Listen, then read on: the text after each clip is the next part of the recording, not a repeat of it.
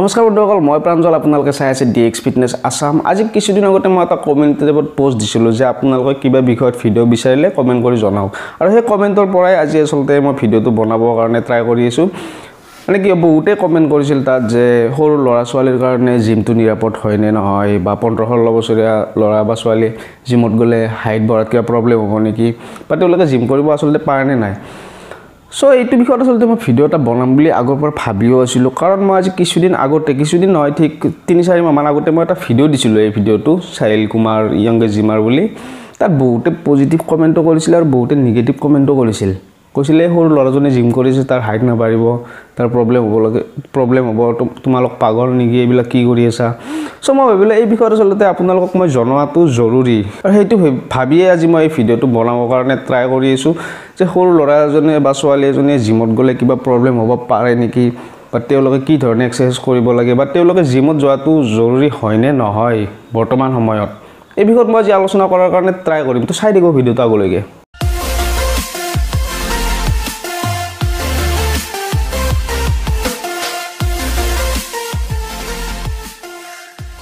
চাওক, বৰ্তমান সময়টো কেনেকুৱা হৈ গৈছে। আজিকালি স্মাৰ্টফোনৰ যুগ। আজিকালি ল'ৰা ছোৱালীয়ে পথাৰত গৈ কিনে বা খেতি পথাৰত আগতে যেনেকৈ ল'ৰাবিলাকে ফুটবল খেলিছিল, লুকা ভাকু খেলিছিল, চোৰ পুলিচ খেলিছিল, সেইবিলাক আজিকালি জানো বৰ্তমান সময়ত মানুহে খেলে।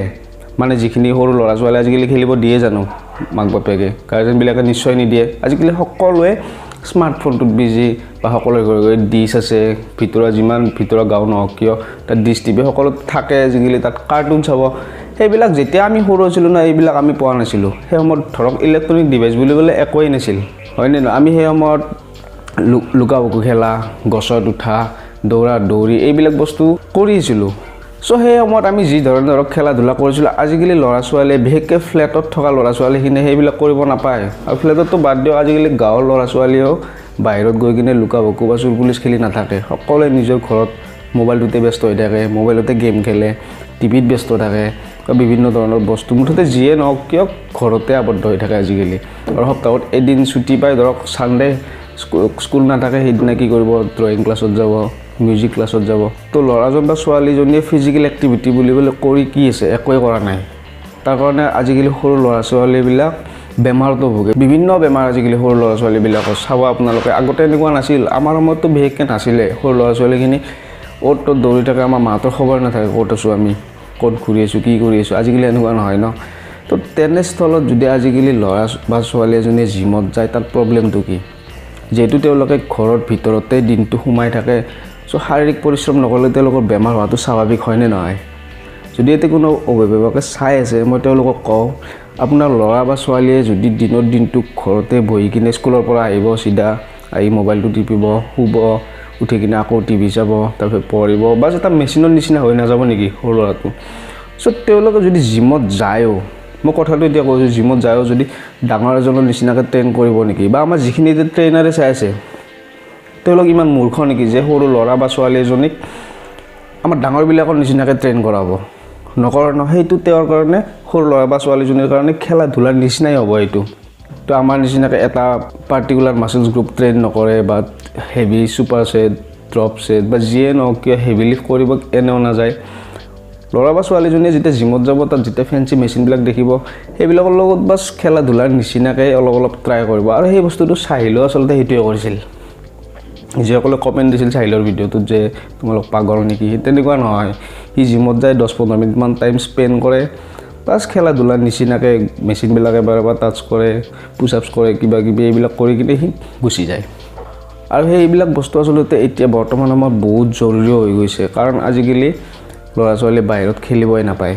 আৰু চাহিল কুমাৰ যে অকল জিমত যায় তেনেকুৱা নহয়, সি কুংফু নে টাইকোৱাণ্ডো তেনেকুৱা কিবা স্পৰ্টছৰ লগতো জড়িত হৈ আছে। সেইকাৰণে তাৰ বডি বিল্ডিংটো সি আচলতে ভাল পায়।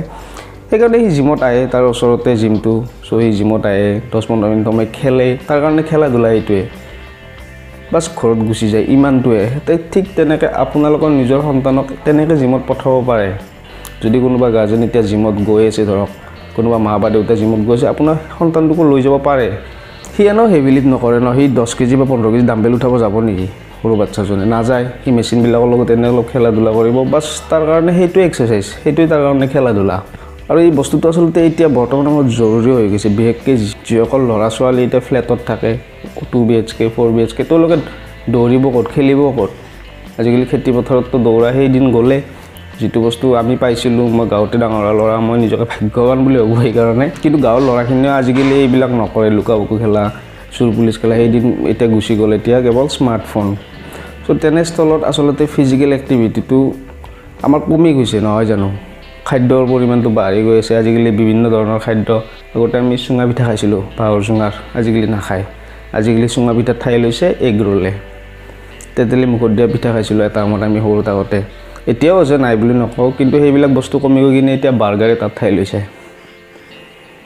চ' আমাৰ খাদ্যাভ্যাসটো ইমান বেছি বেয়া হৈ গৈছে হাই কেলৰি ফুডবিলাক লৈ থাকোঁ যিবিলাক আমাৰ কাৰণে আচলতে দৰকাৰীয়ে নহয় আমাৰ কাৰণে হাৰ্মফুলহে হয় তাৰ উপৰি আমি কোনো ধৰণৰ ফিজিকেল এক্টিভিটিয়ে নাই চ' বেমাৰ হোৱাটো স্বাভাৱিক হয়নে নহয় চ' তাত বা সৰু ল'ৰা ছোৱালীয়ে হওক বা ডাঙৰে হওক সকলোৰে কাৰণে আচলতে বৰ্তমান সময়ত জিমটো বহুত বেছি জৰুৰী হৈ গৈছে সৰু ল'ৰা বা ছোৱালীয়ে জিমত গ'লে হাইট নবঢ়া এইটো আচলতে একেবাৰে মিছা কথা সি জিমত কি ট্ৰেইন কৰিব আপোনালোকেও জানে তাৰ কাৰণে এইটো খেলা ধূলাৰ নিচিনাই হ'ব চ' ল'ৰাজন বেছি এক্টিভে হ'ব তাৰ হাইট চাইট বঢ়াত প্ৰব্লেম নহয় বেছি হেল্পহে কৰিব তাক হাইট ইনক্ৰিজ হোৱাত বা ল'ৰাজনক বেছি এক্টিভে কৰিব ভৱিষ্যতে যাতে সি বেছি ফিট হৈ থাকিব পাৰে তাৰ কাৰণে তাৰ এটা অভ্যাসে গঢ়ি উঠিব সৰুৰ পৰা যদি সি জিমত যায় পাঁচ তাক 15-20 মিনিট টাইম দিয়ক বা সি 1 ঘণ্টাই জিমত থাকক তাতে সি খুব বেছি 10-15 মিনিট সময় এক্সাৰচাইজ কৰিব মানে এক্সাৰচাইজ মানে কি মেচিনবিলাকৰ লগত অলপ খেলা ধূলা কৰিব অলপ ট্ৰেডমিলত দৌৰিব ক্ৰছ ট্ৰেইনাৰত অলপ সময় সাধাৰণ এক্সাৰচাইজবিলাক কৰিব বাছ ইমানেই এইখিনি কৰিলে ল'ৰাজনক একো এফেক্ট নকৰে বা ছোৱালীজনীক একো এফেক্ট নকৰে চ' এইটো আছিল মোৰ আজিৰ এই ভিডিঅ'টো আশা কৰোঁ আপোনালোকে নিশ্চয় বুজি পালে মই কি ক'ব ট্ৰাই কৰিছোঁ যদি আপোনালোক বুজি পালে তেতিয়াহ'লে নিশ্চয় মোৰো ভাল লাগিব চ' ভিডিঅ'টো আৰু দীঘলীয়া নকৰোঁ আজিলৈ ইমানে আশা কৰোঁ আপোনালোকৰ নিশ্চয় ভাল লাগিল যদি ভাল লাগিলে তেতিয়াহ'লে লাইক কৰিব আৰু যদি নতুন ছাবস্ক্ৰাইব নকৰাকৈ নাযাব আজিলৈ ইমান ধন্যবাদ